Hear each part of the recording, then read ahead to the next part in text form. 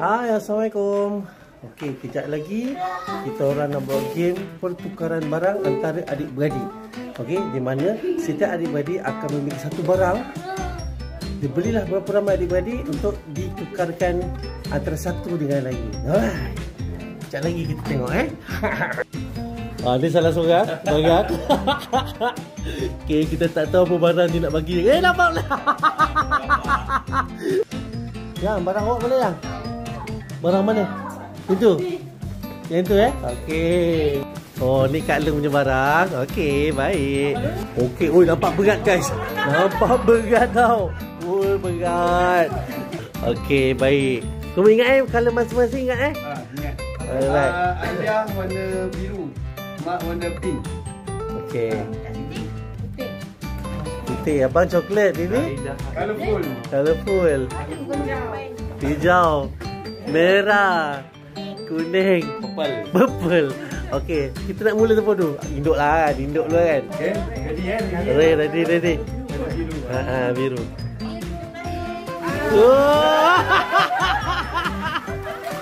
Oh, tam. Mak punya turn.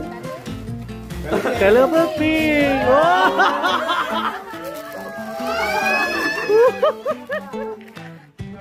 Abang Long kuarter ketua keluarga.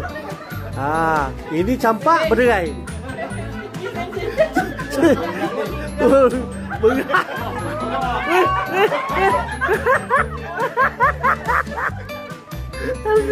Satu, tiga. Oh.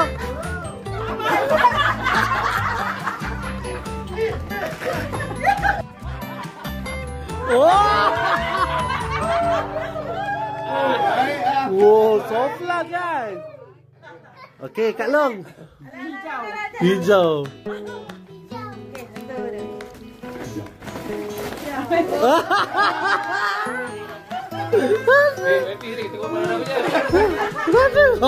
Dapat.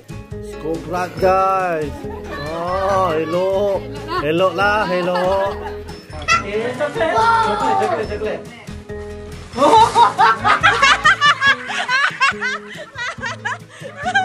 Ni otak dia. Okey, awak pilih saya. Kalau putih. Okey, putih. Tisu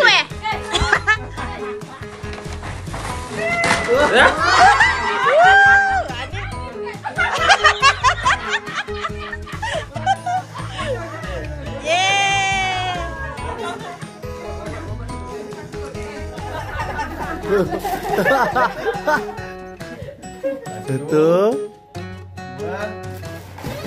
Wah. Ya, putih hitam.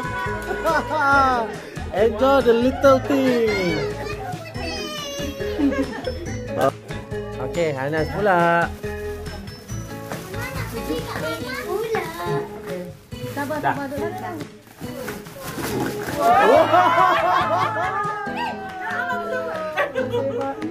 Wow, apa fabric? Semua perfume tak apa. Tumpah tak apa, dia wangi.